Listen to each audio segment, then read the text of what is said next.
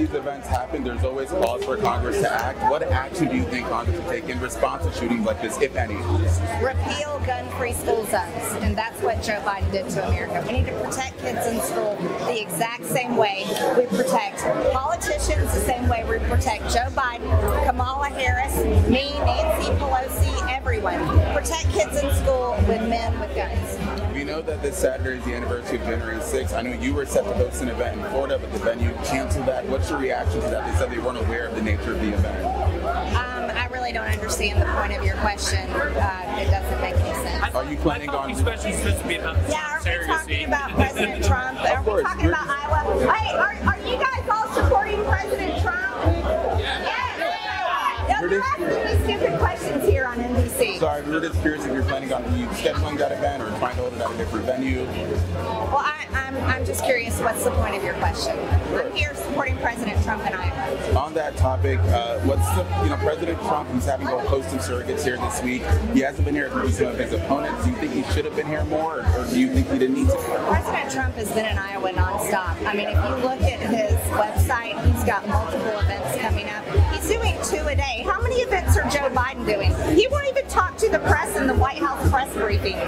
So President Trump is campaigning. He's doing a great job. Okay, and I'm curious, what qualities do you think he should be looking for in any sort of running mate? That's up to President Trump. He'll choose who his vice president is, and I think he'll make a great choice. All right, we asked Kristi Noem yesterday about if she thinks he should pick up women. Do you have any sort of take on that? I trust President Trump to choose whoever he wants. All right, thank you so much. Yep, you're welcome. So we'll do Dougie, hey, we'll do Okay. Please identify yourself, sir. I'm here. I'm with. Oh, sorry. I'm with WGM News out of Quincy, NBC. Okay. Do you want me to hold that? I got it. Thank you, though. So I guess, what are Republicans wanting to see out of all the candidates, especially this year, maybe even Trump? What are they expecting to see? Yes. I guess what should Republicans see more of all the candidates this year? What should they look forward to? Well, I think Republican voters can look forward to electing President Trump and him winning the primary. Poll after poll is showing President Trump is blowing everyone out of the water, and he's also beating Joe Biden, especially in the swing states. For this, what are you wanting to get clear the Republicans across not only Lee County but all across Iowa? What do you want the clear picture to be? I think that the most important message is we can trust President Trump. He has a 4-year proven track record, and everyone else is copying his policies. We don't need to go back to the Bush era. We're tired of establishment Republicans. We need to re-elect President Trump. Can you elaborate on Trump's commit to the caucus campaign across Iowa? I've seen. You can comment on Trump's commit to the caucus across Iowa. His commitment to the caucus? Oh, yes. He has a massive program. A lot of his caucus captains are here tonight. He has the largest number of caucus captains in the thousands, and they are all committed to getting at least 10 per caucus captain. Those are going to be the big turnout numbers that he needs on January 15th. That's it. Thank you. Yeah, thank you. Hi. You mentioned how Trump we were going to finish these real quick. Oh, okay. Yeah, we're going to finish it. So, I'm Zach Christian with KSUA News out of Quincy, Illinois. We've seen some states trying to attempt to block President Trump from the ballot based on constitutional rights. Based on the Constitution, does he deserve to continue to run for President of the United States? Well, let's base it on the Constitution. Voters have their First Amendment, and that is their right to vote for a candidate of their choosing. That's their free speech. And so the Democrats are talking about defending democracy while they're destroying democracy. They need to leave President Trump on the ballot and let the people choose. And that's the right way to protect our Constitution and protect their rights. You mentioned about President Trump and the world peace that he brought, and talked about the rising costs in the country. I think those two go hand in hand. Just when President Trump was in office, we saw those low gas prices, we saw grocery prices down. How important is it to bring that back to this country? Extremely important. a lot of people that I know, especially in my district, and I'm sure here in Keokuk, Iowa, they are suffering under the inflation. People can't afford food. A lot of senior citizens are having to choose between being able to afford their medicine, paying their rent, and buying groceries. What the Biden administration has done to our economy has been horrible, especially the value of our dollar. President Trump will be able to come back and put his policies back in place that will strengthen our economy, strengthen our dollar, and bring gas prices down. The Democrats believe in the Green New Deal. They want electric vehicles and they want to destroy our American energy independence. President Trump will bring that back, and I personally can't wait. On his election day in November of 2020, gas in my hometown was $1.77. I want to see those gas prices back, and I think we can get there under President Trump. You know, my last one, you think you mentioned it, but if President Trump, people are trying to keep him off the ballot, if he's not able to run, is there another Republican candidate that can step in and have the impact President Trump had? No, everybody's going to write him in anyways. If they take him off the ballot, it won't matter. People are going to write him in. He'll still win. Thank you so much. Yeah, you're welcome. Thank you. Bye.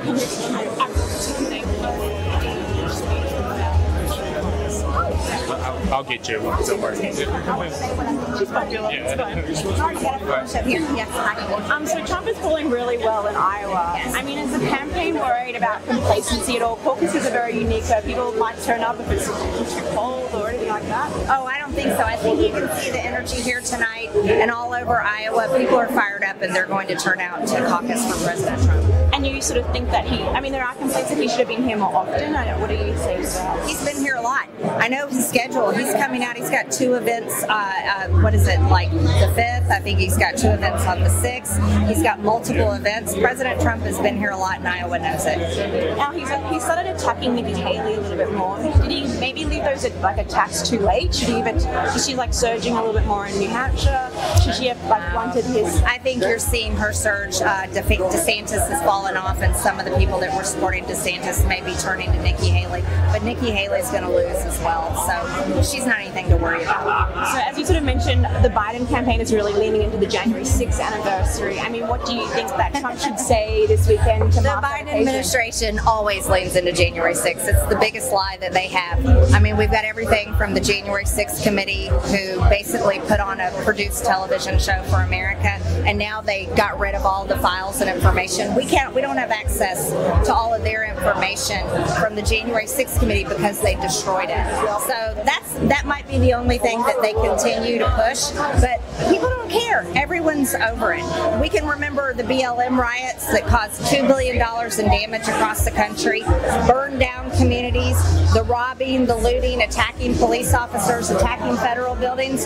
America remembers that, no matter how much the media wants to shove January 6th, and no matter how much the Democrats want to talk about January 6th. All of these people right here, I guarantee you, they remember BLM riots. They remember watching that. They remember Antifa. They remember all of that. So you can't shove January 6th nonstop at people's faces and be unwilling to talk about the horrific riots of 2020, where BLM never went and rebuilt those communities. All that money they raised on the Act Blue Democrat fundraising platform, they didn't take those millions and millions of dollars and go rebuild those communities and give back to those people. Oh no, they left them burnt and destroyed. The very people they claimed they cared about, they destroyed their communities. But then all we want to hear about is January 6th. No thank you, we're totally done with it. So former House Speaker Kevin McCarthy sort of advised the president or the former president not to sort of lean into this retribution kind of idea. Do you sort of agree more with McCarthy, or should Trump talk about wanting to be someone's revenge? I don't hear anybody talking about revenge. I only hear that from y'all that come with those questions. President Trump is excited to go back in the White House. He's excited to bring his policies back, and also the new plans that he has, and all of us can't wait for him to get there. Should you or Carrie Lake be Trump's VP choice? President Trump is going to choose his vice president, and I completely trust him to do that. And then do you think you have the votes to pass the Mayorkas impeachment? Yes, we have the votes. Even with the some majority?